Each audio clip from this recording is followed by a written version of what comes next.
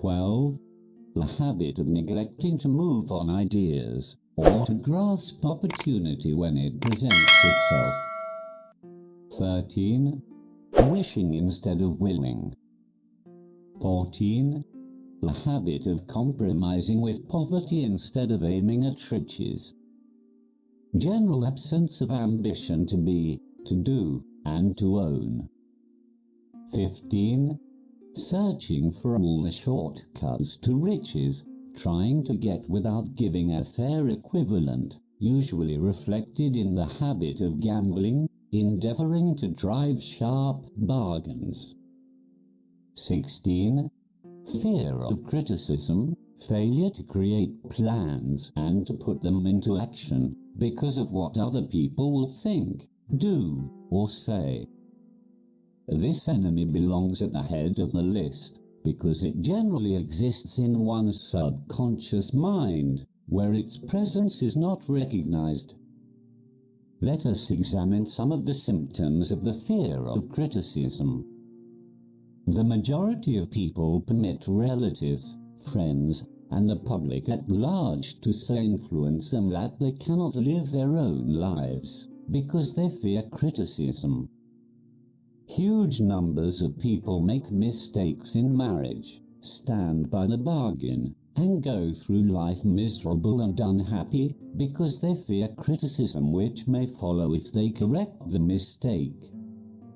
Millions of people neglect to acquire belated educations after having left school because they fear criticism. Countless numbers of men and women, both young and old, permit relatives to wreck their lives in the name of duty because they fear criticism. People refuse to take chances in business because they fear the criticism which may follow if they fail. The fear of criticism, in such cases, is stronger than the desire for success. Too many people refuse to set high goals for themselves, or even neglect selecting a career, because they fear the criticism of relatives and friends who may say, "Don't aim so high. People will think you are crazy." When Andrew Carnegie suggested that I devote 20 years to the organization of a philosophy of individual achievement, my first impulse of thought was fear of what people might say. The suggestion set up a goal for me, far out of proportion to any I had ever conceived. As quick as a flash, my mind began to create alibis and excuses, all of them traceable to the inherent fear of criticism. Something inside of me said, "You can't do it, the job is too big and requires too much time. What will your relatives think of you? How will you earn a living? No one has ever organized a philosophy of success. What right have you to believe you can do it? Who are you, anyway, to aim so high? Remember your humble birth. What do you know about philosophy? People will think you are crazy. Why hasn't some other person done this before now?" These and many other questions flashed into my mind and demanded attention. It seemed as if the whole world had suddenly turned its attention to me with the purpose of ridiculing me into giving up all desire to carry out Mr. Carnegie's suggestion. I had a fine opportunity, then and there, to kill off ambition before it gained control of me. Later in life, after having analyzed thousands of people, I discovered that most ideas are stillborn and need the breath of life injected into them through definite plans of immediate action. The time to nurse an idea is at the time of its birth. Every minute it lives gives it a better chance of surviving. The fear of criticism is at the bottom of the destruction of most ideas, which never reach the planning and action stage. Many people believe that material success is the result of favorable breaks. There is an element of ground for the belief, but those depending entirely upon luck are nearly always disappointed because they overlook another important factor which must be present before one can be sure of success. It is the knowledge with which favorable breaks can be made to order. During the Depression, W.C. Fields, the comedian, lost all his money and found himself without income, without a job, and his means of earning a living no longer existed. Moreover, he was past 60 when many men consider themselves old. He was so eager to stage a comeback that he offered to work without pay in a new field. In addition to his other troubles, he fell and injured his neck. To many that would have been the place to give up and quit. But Fields was persistent. He knew that if he carried on he would get the breaks sooner or later, and he did get them, but not by chance. Marie Dressler found herself down and out, with her money gone, with no job, when she was about 60. She, too, went after the breaks and got them. Her persistence brought an astounding triumph late in life, long beyond the age when most men and women are done with ambition to achieve. Eddie Cantor lost his money in the 1929 stock crash, but he still had his persistence and his courage. With these, plus 2 prominent eyes, he exploited himself back into an income of $10,000 a week. Verily, if one has persistence, one can get along very well without many other qualities. The only break anyone can afford to rely upon is a self-made break. These come through the application of persistence. The starting point is definiteness of purpose. Examine the first 100 people you meet, ask them what they want most in life, and 98 of them will not be able to tell you. If you press them for an answer, some will say security, many will say money, a few will say happiness, others will say fame and power, and still others will say social recognition.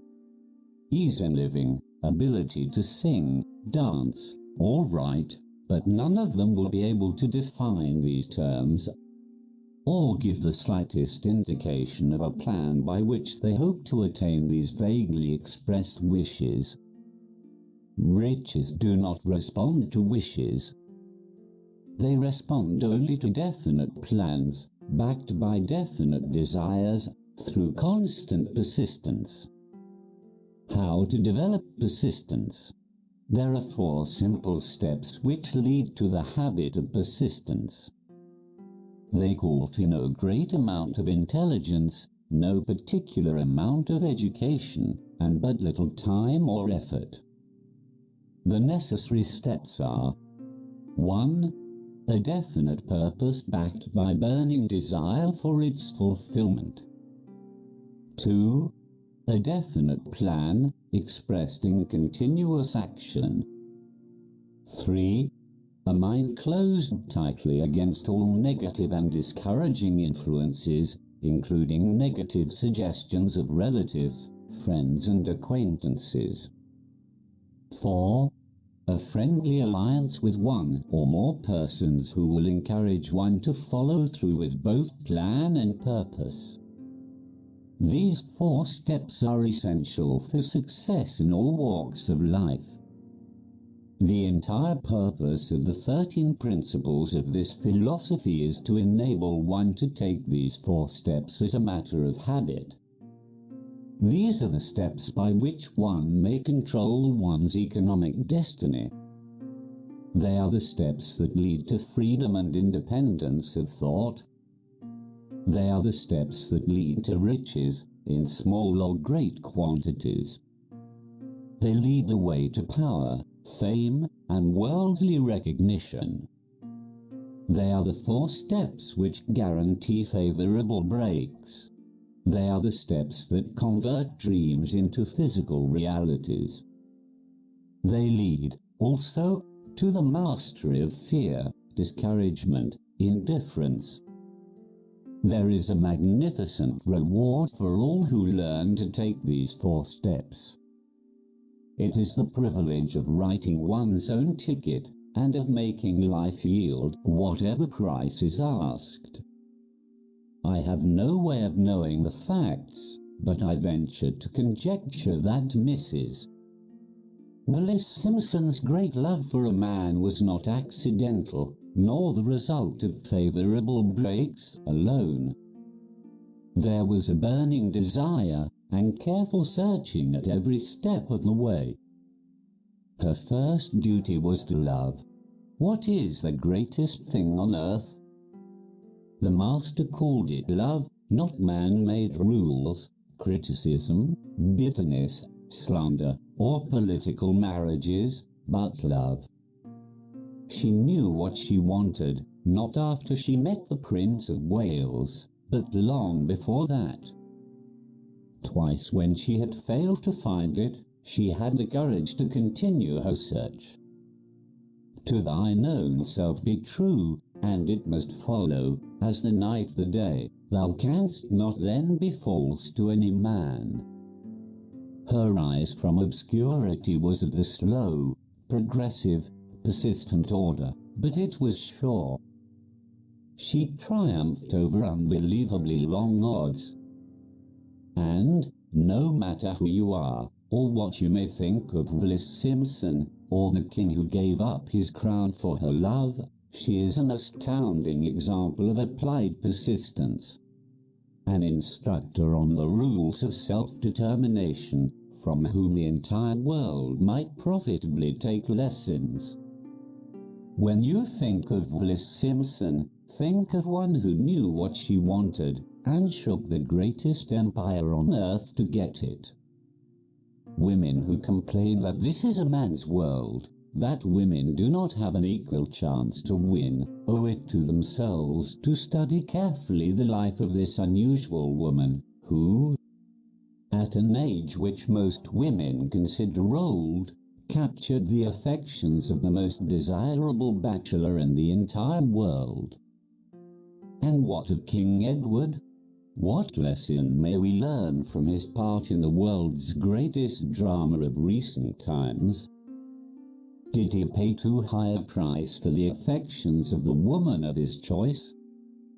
Surely no one but he can give the correct answer.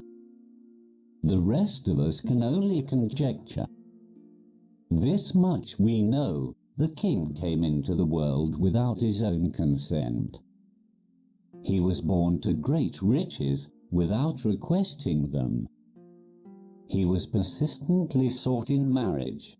Politicians and statesmen throughout Europe tossed dowagers and princesses at his feet. Because he was the firstborn of his parents, he inherited a crown which he did not seek and perhaps did not desire. For more than 40 years he was not a free agent, could not live his life in his own way, had but little privacy, and finally assumed duties inflicted upon him when he ascended the throne. Some will say, with all these blessings, King Edward should have found peace of mind, contentment, and joy of living.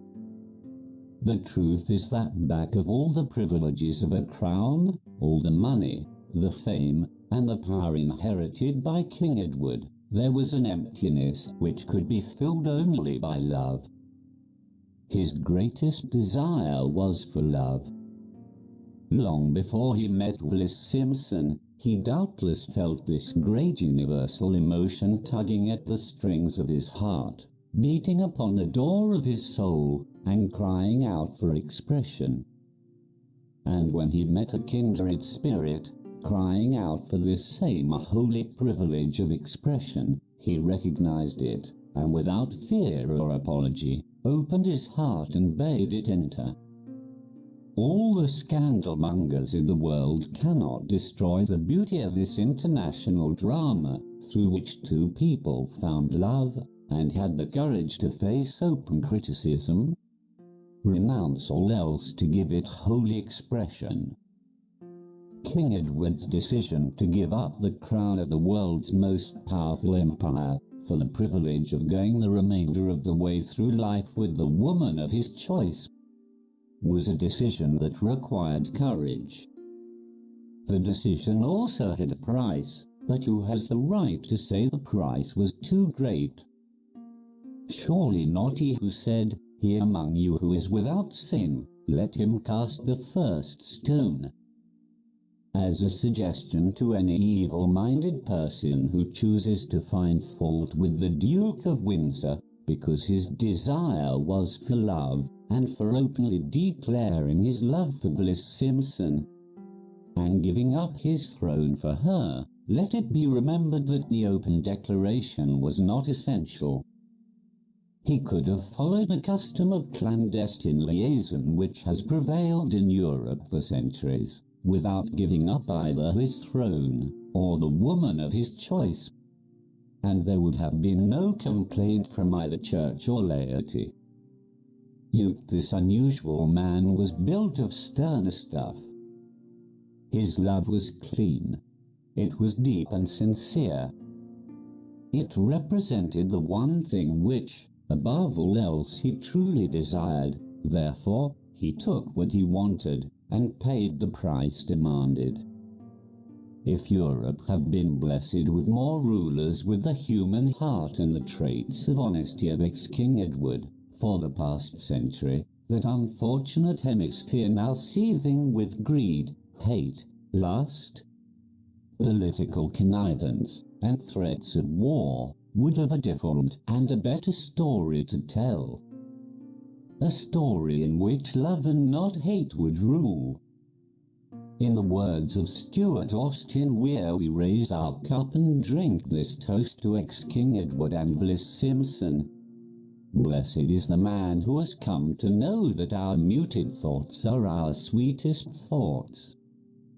Blessed is the man who, from the blackest depths, can see the luminous figure of love, and seeing, sing, and singing, say, "Sweeter far than uttered lays are the thoughts I have of you." In these words would we pay tribute to the two people who, more than all others of modern times, have been the victims of criticism and the recipients of abuse, because they found life's greatest treasure and claimed it. Mrs. Simpson read and approved this analysis. Most of the world will applaud the Duke of Windsor and Bliss Simpson because of their persistence in searching until they found life's greatest reward. All of us can profit by following their example in our own search for that which we demand of life.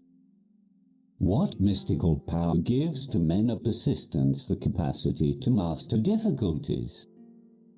Does the quality of persistence set up in one's mind some form of spiritual, mental or chemical activity which gives one access to supernatural forces? Does infinite intelligence throw itself on the side of the person who still fights on, after the battle has been lost, with the whole world on the opposing side? These and many other similar questions have arisen in my mind as I have observed men like Henry Ford, who started at scratch and built an industrial empire of huge proportions, with little else in the way of a beginning but persistence. Or Thomas A. Edison, who, with less than 3 months of schooling, became the world's leading inventor and converted persistence into the talking machine, the moving picture machine, and the incandescent light, to say nothing of 100 other useful inventions. I had the happy privilege of analyzing both Mr. Edison and Mr. Ford, year by year, over a long period of years, and therefore the opportunity to study them at close range. So I speak from actual knowledge when I say that I found no quality save persistence in either of them that even remotely suggested the major source of their stupendous achievements. As one makes an impartial study of the prophets, philosophers, miracle men, and religious leaders of the past, one is drawn to the inevitable conclusion that persistence, concentration of effort, and definiteness of purpose were the major sources of their achievements. Consider, for example, the strange and fascinating story of Muhammad. Analyze his life, compare him with men of achievement in this modern age of industry and finance, and observe how they have one outstanding trait in common: persistence. If you are keenly interested in studying the strange power which gives potency to persistence, read a biography of Muhammad, especially the one by Saad Bey. This brief review of that book, by Thomas Shagru, in the Herald Tribune, will provide a preview of the rare treat in store for those who take the time to read the entire story of one of the most astounding examples of the power of persistence known to civilization.